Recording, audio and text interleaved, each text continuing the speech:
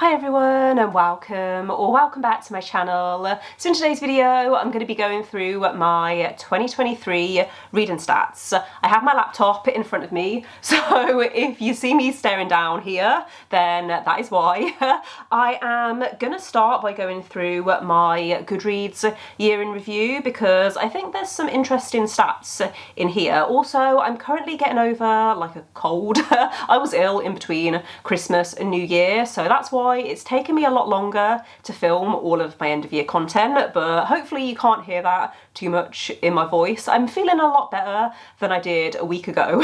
So let's get into the video, and we're going to start with the number of books that I read. In total, in 2023, I read 129 books, and part of me wishes that I'd read one more book to make it to 130. I'm happy with that. I think it's the most that I've ever read in 1 year, and I also read over 50,000 pages, which I think is actually the more important stat anyway, because if I'm reading longer books, then obviously I'm reading fewer in volume. The shortest book that I read was And Every Morning the Way Home Gets Longer and Longer by Frederick Backman, which was 97 pages. According to Goodreads, I'm not sure about the specific edition that I had, but it is a very short novella, and I enjoyed it. I think I gave it like 4 or 5 stars. The longest book that I read was Fool's Fate by Robin Hobb, which was over 900 pages. I don't know whether you'll be able to see it actually on the bookshelf behind me. I think it's like down here somewhere,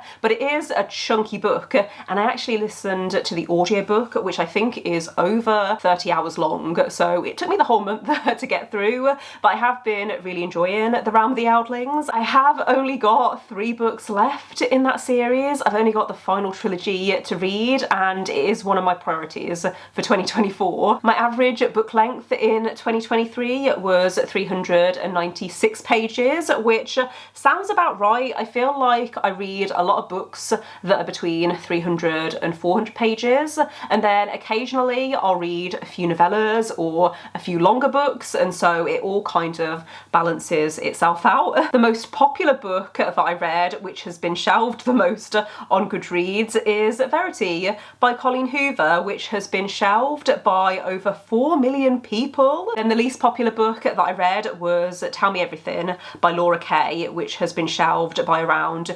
2,600 people. So a big difference between those two. I really liked the first book that I read by Laura Kay, which was called The Split. However, Tell Me Everything was a little disappointing, and I have got one more book by this author, I think, on my Kindle, which I do plan on reading at some point.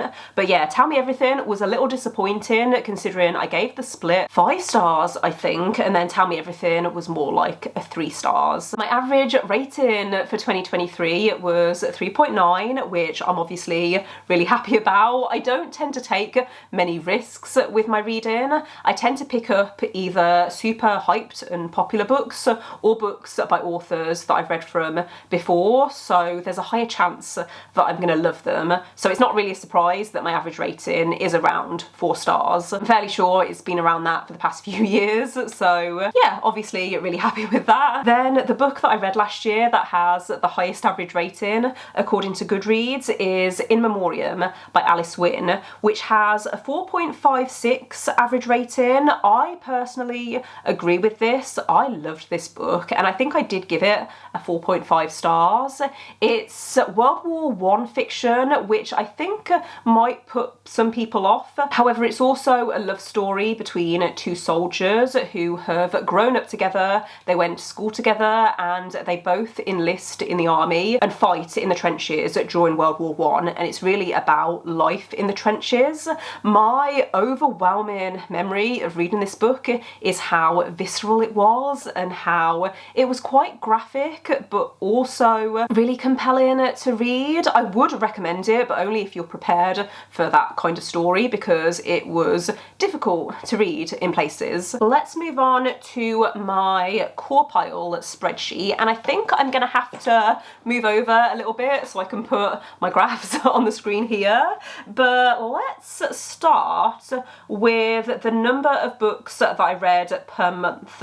So I think my best reading months were in July July, no, August and September. Don't know what happened there. I think because it was the summer, I was just more in the mood to read. I don't think I had any months where I didn't read much. I mean, my lowest month, according to pages read, was April, where I read around 3,500 pages. In comparison, in August, I read 5,400 pages. December could have been my worst reader month. However, right at the end of the month, because I wasn't feeling very well, I read 2 books in 2 days. So that ended up bringing the average up. But December is usually a quieter reader month for me because it's my birthday and then Christmas and New Year, and I have a lot going on. So that doesn't usually surprise me. In terms of reading method, I read 54 ebooks, 30 audiobooks, 37 physical books, and 8 books mixed media. So that means that I either listened to the audiobook while reading a physical copy and did like immersion reading,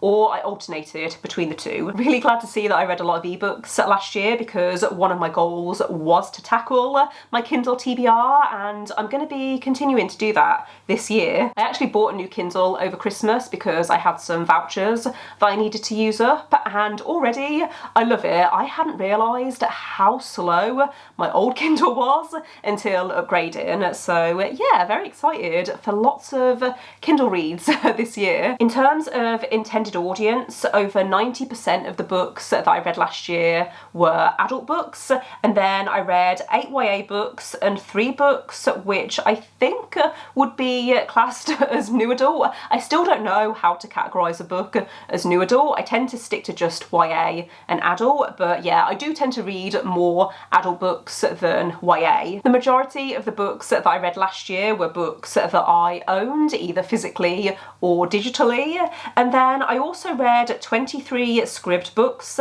16 books from my library, which is fantastic, 10 books through Kindle Unlimited, 6 books through Audible, and then 10 NetGalley ARCs. I also have a category here for books that I borrowed from my partner, who is also called Sam. That's what that little slice of the pie is. Over 60% of the books that I read were standalones, and then I read 30 books that are part of series and 20 books that are companion novels. So these are usually either thriller or romance books that are part of series, but you don't have to read the books in any particular order. You can read them as standalones. One of my goals for 2024 is to read more series, continue more series, because I didn't do a very good job of that last year. There were 60 books last year that I rated 4 stars, 20 books that I rated 5 stars, 31 books I rated 3 stars, and then 12 books I rated 2 stars. Didn't have any 1 stars last year. I actually can't remember the last time I rated a book 1 stars, but obviously I'm very happy with this distribution. I'm actually finding it really difficult to narrow down and choose my best books of the year. I read too many amazing books last year, and long may it continue. One of the graphs that I always enjoy looking through is my genre breakdown. So last year I read 33 fantasy books, 31 mystery or thriller books, and 29 romance books. So fantasy, thriller or mystery and romance makes up around 75% of my reading. The rest is a bit of a mix. I read 10 contemporary books, 9 literary fiction books, 5 historical fiction books, and 6 horror books. Some of those genres I would like to explore more in 2024. I just need to work out what my taste is because I really enjoyed the historical fiction books that I read last year, but I think a lot of that was down to me having not read much in that genre. Same with horror. I did enjoy most of the horror books that I read, but I feel like I need to really dig deep and work out what it is in particular that I like in horror. The majority of the books that I read last year were published in either 2023, 2022 or 2023 2021, so within the last 3 years. I did read a decent amount of backlist books, but I think because most of my TBR is newer releases, like books that came out in the last few years, those were the books that I was prioritising. And the same with when I borrow books from Scribd or my library, they tend to be newer releases that came out in the last few years. Already in 2024 though, I have read a classic that came out in the 1920s, so this pie could end up looking very different this year. Moving on to author stats, and around 70% of the books that I read this year were written by white authors, and around 30% were written by authors of colour. Around 75% were written by women, 18% were written by men, and the rest were written by non-binary authors. Most books were written by authors who I've read from before, and then there was also a decent amount written by new to me authors. I'm not sure how I want this to be split in 2024, maybe half and half. I didn't track debut authors this year, which is something that I have done in previous years, so if I remember, this is your reminder, Editing Sam, change this on your spreadsheet because I do really like seeing how many books I'm reading from debut authors. We're starting to lose the light a little bit, so I'm going to wrap up this video as quick as I can, but there's only one more graph that I need to go through, and that is author nationality. So around 50% of the books that I read last year were written by American authors, 30% were written by British authors, and then the rest was a bit of a mix. So yeah, that does bring me to the end of this video. Thank you for watching if you made it this far. Let me know in the comments how you track your reading, because I just realised I never actually mentioned at the start of this video the reading spreadsheet that I use was created by G at Book Roast. It's called Core Pile, and I always have it linked in the description of every video just in case you would like to find out more. But yeah, I think that's everything that I need to go through, so thanks again for watching. Don't forget to give this video a thumbs up if you liked it, and click subscribe if you would like to see more videos from me, but otherwise I will see you next time. Bye!